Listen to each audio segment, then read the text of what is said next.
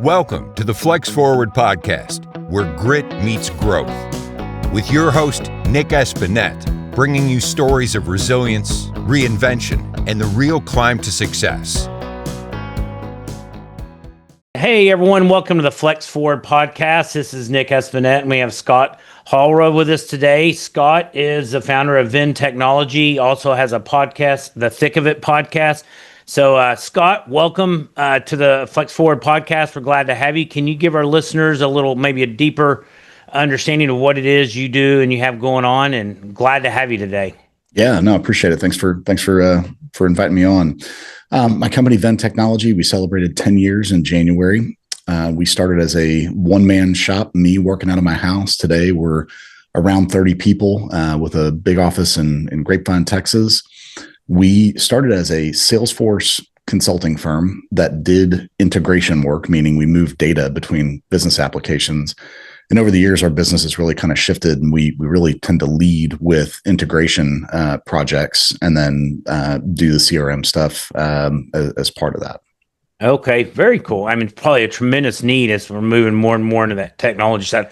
I know for me in my world, I started out, my CRM was an Excel spreadsheet that I manually typed everything in. And the first time when we started using MailChimp, I screwed up and put first and last name in the same cell. So that was a headache. And then learn. Hard lesson learned. Yes, exactly. So that, and all the way up to having, everything, almost everything, tons of it's automated now. So I have to do a little bit of manual, but the days of, I was actually found some, the days of going and collecting business cards and then manually typing them in. These are some that I was picking up. I just got to double check all those folks are in my system now, but good stuff. Well, that's awesome. So, probably a lot of competition in what you're doing. What has set you apart to help you guys find success?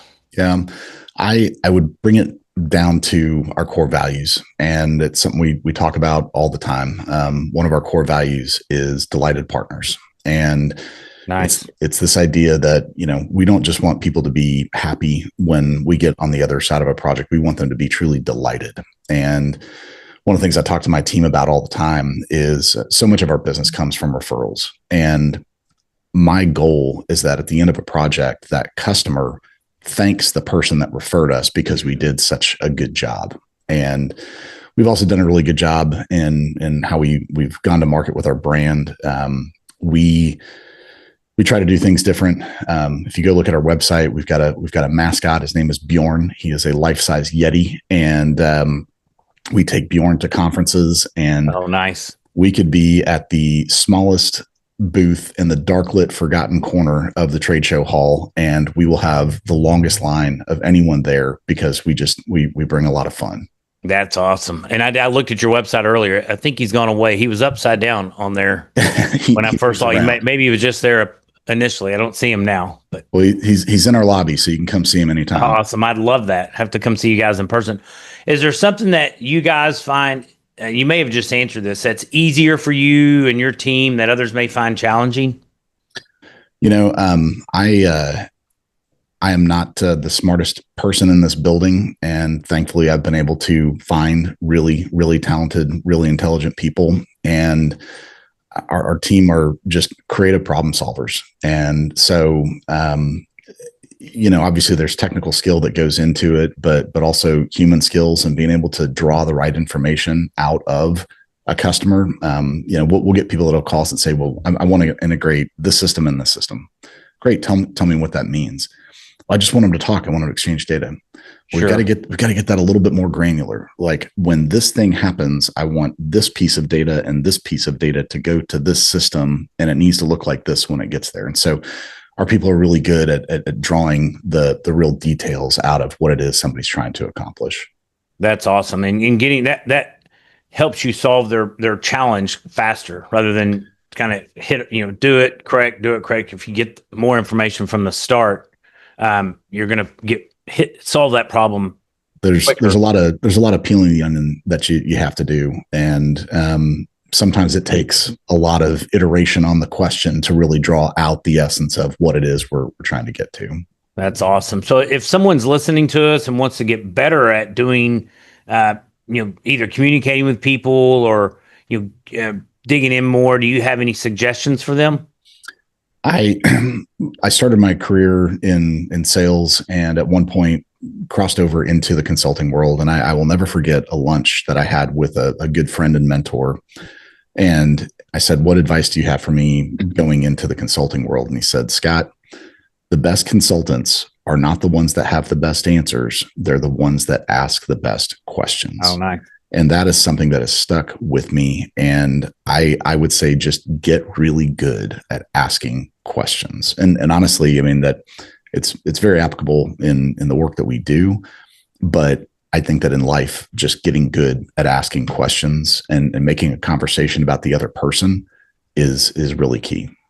No, that's awesome. I was thinking that's in almost anything, your relationships with spouse, children, and what you're always selling, no matter what your job is, or even if it's just trying to get a young person trying to get someone to go on a date with them or whatever, you're selling something. So asking those questions and getting to know people, because people like to talk deep down and share.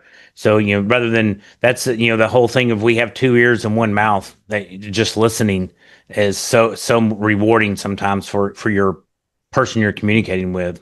Without a doubt. I am my oldest son is a sophomore in high school, and he wants to be a firefighter. And our school actually has a 2-year fire academy that he can do his junior and senior year. Oh, wow. And he's gotten he's built some relationships with the local fire department. And last night when we were having dinner, he said, "Yeah, I'm setting up a meeting with the battalion chief to talk about." And I said, "Okay, that's great.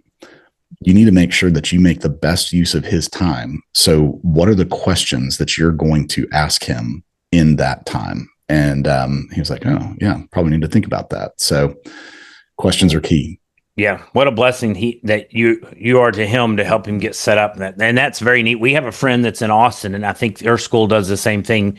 That their son he's a senior this year, but he's been going through a fire training program, and he may still go. I mean, he's torn if he wants to go be an engineer, but it's like, keep being a fireman, go this fire route. You can do that while you're in school, and maybe continue to be a fireman or be the engineer. Yeah. You have the choices, but yeah, what a great opportunity. I mean, that's really cool that schools are bringing in. I don't know if that would be called a trade, but more, it's not that you got to go to everybody go to college, because that's not necessarily what's right for everyone. I think sometimes the numbers don't work. I mean, if you're going to spend a ton of money and then not utilize that degree, you're setting yourself back. There are a lot of people that get out of school with a lot of debt that go into a career that they don't love, but they can't get out of it either. And it's a whole other story talking with him about college, but we're thrilled for him, and seems like he's on the right track.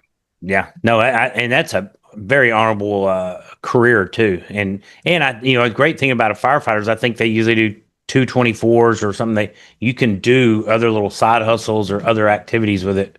Yeah, you have another 5 days in the week that you're open to do stuff. So that's awesome. What, Scott, what is maybe one of the biggest challenges that you've had to overcome in your career path or journey over the last few years? Yeah.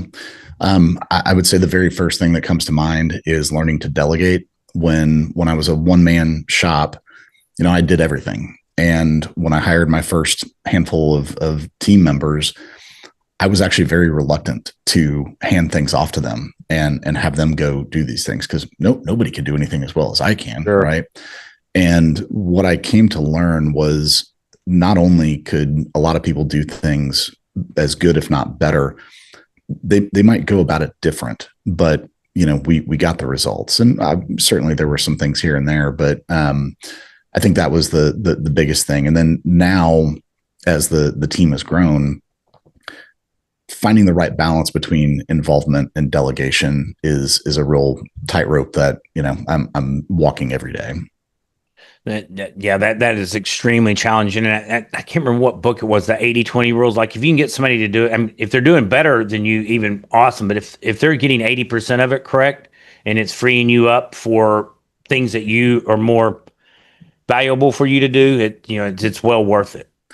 True story. I haven't read the book. It sounds like I need to put it on my Audible list, but I have a lot of very distinct memories, and I have a very distinct memory. Probably about 3 years into the business, and I can remember standing in my office, and it hit me: if somebody can only do this 70 or 80% as well as I could, that still gives me a ton of leverage to go and do that next high value thing. And that was a major mental shift for me that really helped propel me toward being able to delegate more. And that's awesome. And I believe it was the same book they talk about. Even if they hit 80%, and then you can correct, and they get that 20% corrected by 80%, and then I think you're at 96% at that. I don't remember the exact math on it, but you fine tune and get them closer to that 100%. But again, biggest thing is it's freeing your time up to do the items where you can be, your skills are more valuable. That's awesome. Yeah, without a doubt. So it sounds like things are going well for you and your business. As it's a lot of people start having some excess. They start thinking about passive income to maybe supplement or replace their current income. What are your thoughts on setting up areas for passive income? When I was in college, went to school at A&M, and my gig 'em. Where's my ring? I jammed my finger, so I haven't been able to wear my ring for the last week. Yeah, I'm afraid it's going to get stuck on my finger. When I was a student, my dad started buying investment properties in College Station, all real close to campus. And he would go in, fix them up nice. He always said, "I don't want to be a slumlord. I want to be a landlord." And if things went south and I had to move into one of these houses, I'd want it to be the kind of place that I would want to live in myself. And so really took good care of our students, our tenants. And a couple of years after graduating, my wife and I actually had the opportunity to buy a house that was next door to one my dad already owned. Oh, nice. And so we've started that, and man, that has been one of the best investments we've ever made. And then fast forward to today, or I guess about 4 years ago, we actually bought our office building here in in Grapevine. And so the operating company is the tenant, pays money to the property entity. But I'm a big believer in developing passive income streams, and real estate has been very good to me and to my family. That's awesome. So I have a daughter that's starting her sophomore year, and we've contemplated, we have multifamily properties around the state, but I've thought about buying single family. Multifamily in College Station is challenging because they're building, I don't know if you've been there recently, they're building high rises, the whole north side, Northgate area along University. Right now there's already a couple, and there's two more big cranes going up. So it's a little overbuilt for multifamily fitting things in right now, but I've contemplated. They are living. She's living with three other girls in a house on the south side. That is. I assume she'll be there the whole 3 years. But there are 3 or 4 houses around her that are listed for sale. Yeah. Well, College Station is almost unrecognizable today. I mean, it is crazy how much it has changed. What year were you?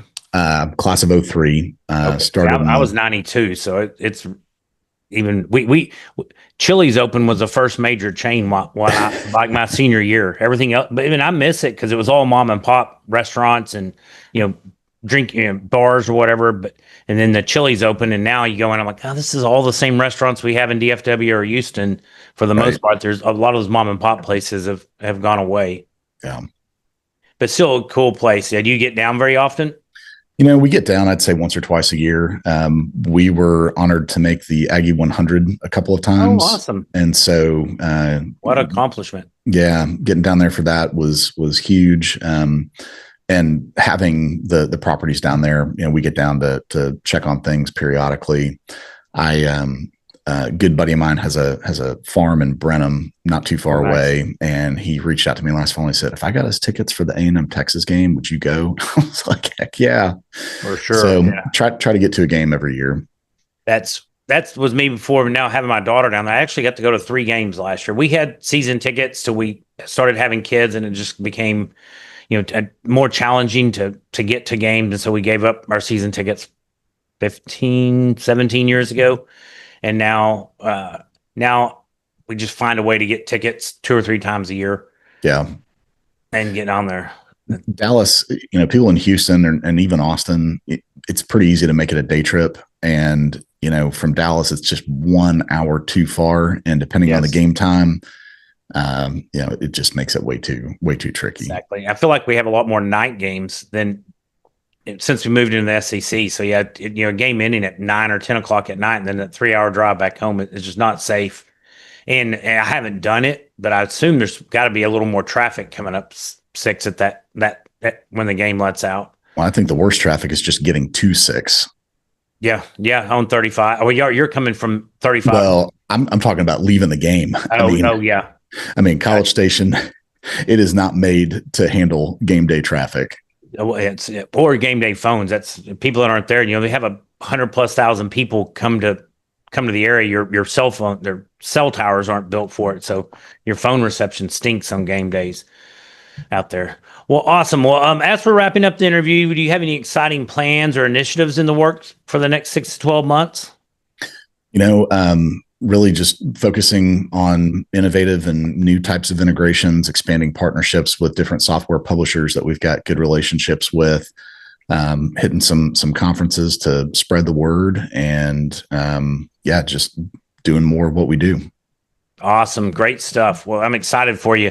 Well, thank you so much, Scott, for joining us today and sharing some tips and insights with our listeners. If anybody would like to connect with you to find out more about what you guys do and what you have going on, what's the best way to get in touch with you? Yeah, find us at VENNtechnology.com, like a Venn diagram, VENN technology.com, and you can find me on LinkedIn. Awesome. Great stuff. Thank you so much for joining us. I really enjoyed getting to know you. Likewise.